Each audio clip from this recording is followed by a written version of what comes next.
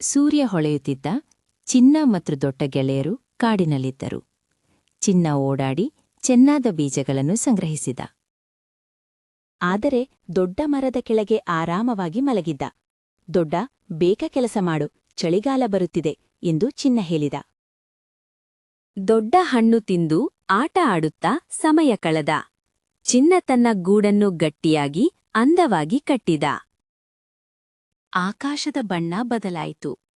ಎಲೆಗಳು ಕೆಂಪಾದವು. ಚಿನ್ನ ತನ್ನ ಭಂಡಾರವನ್ನು ವ್ಯವಸ್ಥಿತವಾಗಿ ನೋಡಿದ. ಓ, ಈಗ ನಾನು ಪ್ರಾರಂಭಿಸಬೇಕು ಎಂದು ದೊಡ್ಡ ಹೇಳಿದ. ಆದರೆ ಉತ್ತಮ ಬೀಜಗಳು ಸಿಗುವುದು ಕಷ್ಟವಾಗಿತ್ತು. ದೊಡ್ಡ ಬೇಗನೆ ಸುಸ್ತಾದ. ಅವನಿಗೆ ಶಕ್ತಿಯಿರಲಿಲ್ಲ. ತಣ್ಣನೆಯ ಮಳೆ ಆರಂಭವಾಯಿತು. ಚಿನ್ನ ಒಳಗಡೆ ಸುರಕ್ಷಿತವಾಗಿದ್ದ.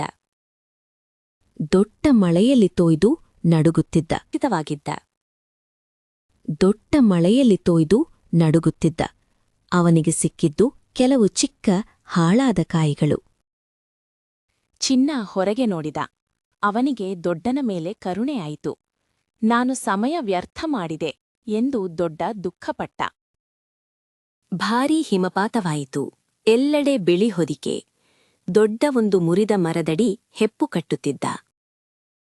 ಬುದ್ಧಿವಂತ ಗೂಬೆ ದಪ್ಪ ಪೈನ್ ಮರದಿಂದ ನೋಡುತ್ತಿತ್ತು. ದೊಡ್ಡ ತುಂಬಾ ದುರ್ಬಲನಾಗಿದ್ದ. ಚಲಿಸಲಾಗಲಿಲ್ಲ. ಚಿನ್ನ ಸ್ವಲ್ಪ ಸಮಯಕ್ಕೆ ಹೊರಬಂದ. ದೊಡ್ಡನನ್ನು ನೋಡಿದ. ಚಿನ್ನ ಅವನಿಗೆ ಕೆಲವು ಬೀಜಗಳನ್ನು ತಂದ. ಒಳಗೆ ಬಾ ಎಂದ. ದೊಡ್ಡ ಕೃತಜ್ಞತೆಯಿಂದ ಸ್ವೀಕರಿಸಿದ. ತನ್ನ ಸೋಮಾರಿತನಕ್ಕೆ ಕ್ಷಮೆ ಕೇಳಿದ. ಗೂಬೆ ಹೇಳಿತು, ಸರಿಯಾದ ಸಮಯಕ್ಕೆ ಸರಿಯಾದ ಕೆಲಸ, ಕಾಲಕ್ಕೆ ತಕ್ಕ ಕೆಲಸ. ಇಬ್ಬರೂ ಸೇರಿ ಊಟ ಹಂಚಿಕೊಂಡ. ಸಮಯಕ್ಕೆ ಸರಿಯಾದ ಕೆಲಸ, ಕಾಲಕ್ಕೆ ತಕ್ಕ ಕೆಲಸ. ಇಬ್ಬರೂ ಸೇರಿ ಊಟ ಹಂಚಿಕೊಂಡರು. ಸಮಯದ ಮೌಲ್ಯ ಕಲಿತರು. ವಸಂತ ಮರಳಿತು. ಚಿನ್ನ ಮತ್ತು ದೊಡ್ಡ ಒಟ್ಟಿಗೆ ತಯಾರಿ ಶುರು ಮಾಡಿದರು.